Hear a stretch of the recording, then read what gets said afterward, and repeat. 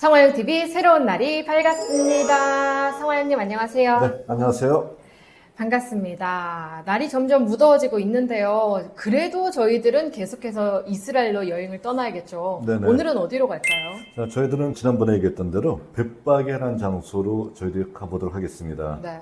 벳바게가 이스라엘 어디쯤 위치하고 있을까요? 자, 벳바게 같은 경우에는 우리들이 예루살렘, 베들레헴 하는 식으로 유명한 도시는 아니에요. 또 성경에도 딱 한 번밖에 등장하고 있지 않습니다. 그런데 그 한 번이 굉장히 중요하게 등장하고 있기 때문에 벳바게라는 장소를 저희들이 꼭 기억해야 된다는 것이죠. 자, 벳바게는 장소로 따지자면은, 자, 우리가 베다니 살펴봤었죠. 예수님께서 예루살렘을 가시기 전에 베다니에 나사로나 마리아의 집에서 쉬셨다라고 했었잖아요. 자, 그 베다니에서 예루살렘을 가기 위해서는 반드시 벳바게를 지난 다음에 예루살렘으로 올라가야 되는 거예요. 자, 그러니까 예루살렘과 베다니 사이에 위치한 곳이 바로 벳바게라고 할 수가 있고요. 이 벳바게는 무슨 뜻이냐면은 벳 하게 되면 집이잖아요. 그러니까 바게해서 무화과 나무의 집이다라는 소리예요. 무화과 나무의 집이었군요. 이 벳바게는 그럼 성경에 어느 부분에서 등장하고 있을까요? 자, 예수님 때 딱 한 번 등장하는데 언제 등장하냐면은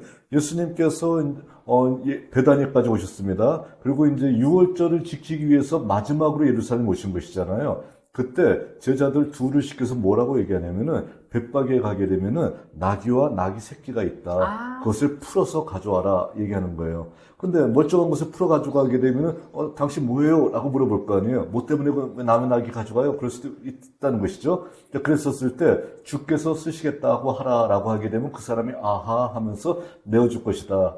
얘기했었고요. 그리고 바로 이 나귀를 타시고 주님께서 종려나무 가지를 흔드는 사람들의 환호를 받으면서 예루살렘에 입성하시는 사건이 나타나잖아요. 바로 그 장소, 그 출발점이 어디냐면 벳바게입니다. 그러니까 벳바게라는 장소가 짧지만 정말 임팩트 있게 중요한 어떤 장소로서 우리가 알고 있는 것이죠. 그러니까 한마디로 이 벳바게는 예수님께서 이 예루살렘에 입성하시기 전에 그 사건과 관련 있는 장소네요. 그렇죠. 여기서부터 출발하셔서 예루살렘으로 가셨던 거예요. 네. 그러면 여기에 또 그것들과 관련한 유적들이 있을 것 같아요. 네. 그 벳바게는 우리가 사진에서 보는 바와 같이 감람산 중턱에 위치하고 있어요. 그러니까 여기서부터 시작해서 감람산을 올라가야 돼요. 그러니까 주변의 어떤 도시들 우리가 사진에서 보게 되면 어떤가요? 굉장히 오르막길이 위치하고 있죠. 네. 자, 그러니까 감람산에 올라갔다가 저희들이 베다니 쪽으로 다시 내리막길로 내려오게 되면은 그때 중간에 위치한 도시가 바로 벳바게예요. 자, 그러니까 이런 곳이 있다고 하게 되면은 당연히 중요한 장소니까 교회가 있을 거 아니에요. 자, 그래서 벳바게 교회가 있습니다. 근데 이 교회는 순례객들이 감람산 쪽으로만 가지 여기 잘 내려오지는 않거든요. 그래서 항상 여기가 교회가 문이 닫혔을 때가 많이 있어가지고 저희들이 여기 특별히 가게 되면은 뭐 초인종 누르고 신부님하고 이제 한 소리 질러서 이제 그분들을 깨워서 이제 그 문을 열게 할 수밖에 없습니다. 열고 들어갔습니다. 열고 들어가게 되면 당연히 교회 안에 성화가 있겠죠. 어떤 성화가 있을까요? 예수님 관련한 성화겠죠. 예수님이 어떤 성화? 예수님이 나귀 타고 가시는 어떤 모습이 나오겠죠. 벳바게는 바로 그 장소이니까요. 나귀 타고 올라가시는 성화가 딱 있습니다. 근데 보통 사람이 안장도 없는 어떤 나귀에 올라타려고 하게 되면 어떻게 될까요? 그냥 훌쩍 올라타기 쉽지 않잖아요. 네. 그러니까 뭔가 밟고 올라가야 될 거 아니에요. 그랬을 때 바로 벳바게 교회 안에 뭔가 좀 약간 높은 바위가 하나 있어요. 그 바위가 어떻게 사람들이 전설로 알려져 있냐면은 예수님께서 밟고 그 나귀를 타셨던 그 바위라고 알려져 있습니다. 교회 안에 딱 그 장소가 모셔져 있는 것이죠. 전에 사도 바울 도착 기념교회에서도요. 네. 정말 옛날 돌 하나 갖다 놓은 다음에 돌 3개 갖다 놓은 다음에 얘기한 것이 뭐냐면은 사도 바울이 최초로 밟았던 돌이 이 돌이다라고 의미를 부여하잖아요. 네. 네아폴리, 사도 바울이 유럽에 첫 발을 내디딘 바로 그곳입니다. 자, 여기 요것 좀 한번 보여주실래요? 여기 뭐냐면은 돌 3개가 있잖아요. 요 돌이 사도 바울이 첫 발을 내딛었던 그 바위다라고 이제 알려져 있습니다. 그리고 그 위치에서 이와 같이 교회를 세워놓고요. 또 모자이크로 이렇게 표현을 하고 있습니다. 봤더니 이 모자이크를 봤더니 어떻게 돼 있나요? 사도 바울이 드로아에서 마게도니아 사람의 환상을 보고요. 그리고 배를 타고 첫 발을 내딛는 바로 그 장면이 나와 있죠. 사람들은 뭔가 기념할 만한 어떤 것들을 찾고 있잖아요. 기념할 것을 찾다 보니까 이런 것들을 만들게 되는데, 자, 뭐 이렇게 뭐 만들었으니까 그러려니 하고 지나가야 되지, 혹시라도, 예수님이 밟았던 그 바위다 하면서 그것을 굉장히 뭐 신성시 여기거나 그러면 안 되겠죠, 절대로. 네. 그냥 믿거나 말거나 이렇게 생각하면 된다는 겁니다. 네. 그래도 이제 그곳에 갔으니까, 와, 예수님이 여기 실제로 계셨었구나를 마음에 좀 느끼게 하는 동기부여는 될 것 같아요. 그렇죠.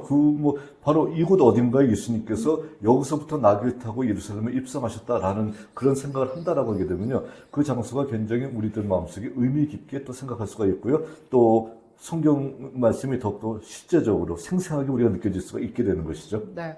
그러면 말씀하셨던 것처럼 이 벳바게가 사실 종려주의라고도 좀 깊은 관련이 있거든요. 이것과 관련된 다른 유물이나 행사 같은 것들도 있을까요? 우리가 종료 주일에 굉장히 커다란 행사들을 많이 하잖아요. 자, 그랬을 때 우리가 종료 주일 하게 되면 고난 주일이라고도 부르고 고난 주간이 시작되는 바로 주일이 바로 주일을 가리켜서 우리가 종료 주일이라고 부르고 있죠. 네.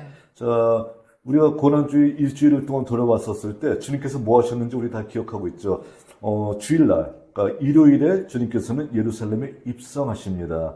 그리고 월요일에는 성전에 들어가셔서 성전을 정화하시고 거기 있는 사람들과 논쟁을 하는 어떤 장면들이 나와 있죠. 성전을 정화하는 장면이 나와 있고요. 그리고 화요일에는 거기 있는 서기관들과 논쟁을 하고요. 그리고 수요일에는 아무 일이 없었습니다.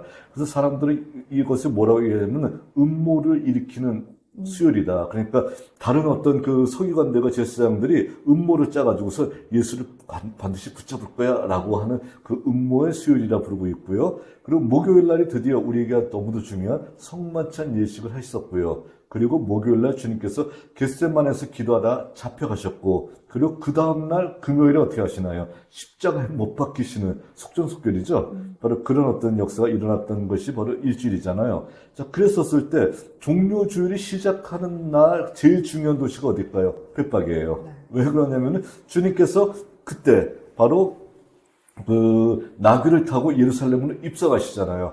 그러니까 사람들이 어떻게 할까요? 그날은 종료주일이니까 종려나무 가지를 꺾고, 그리고 여기서부터 나귀를 앞세우고, 그리고 어떻게 하나요? 바로 예루살렘으로 본인들도 입성하는 바로 그런 행사를 가지게 된다는 겁니다. 우리 사진에서 보면 알겠지만 기독교에서 정말 중요한 행사잖아요. 그러니까 굉장히 많은 사람들이 종려나무까지 하나를 꺾어 들고, 그리고 이곳에 모여서 예수님께서 예루살렘으로 입성하시는 그 행사를 한번 우리들이 재현하는 바로 이런 일들을 여기서 보이고 있다는 것입니다. 네. 와, 정말 많은 인파가 몰려서 막 행진을 하고 있거든요. 네네. 근데 지금 보니까 이 벳바게 길이 평평한 길이 아니에요. 막 언덕으로 되어 있는 것 같아요. 자, 그러니까 여기서부터 예루살렘 가려고 하게 되면요, 사람들이 이것도 굉장한 고난의 길이구나라는 것을 우리가 금방 알 수 있을 것 같아요. 왜 그러냐면은 벳바게에서 감람산까지 한참을 올라가야 돼요.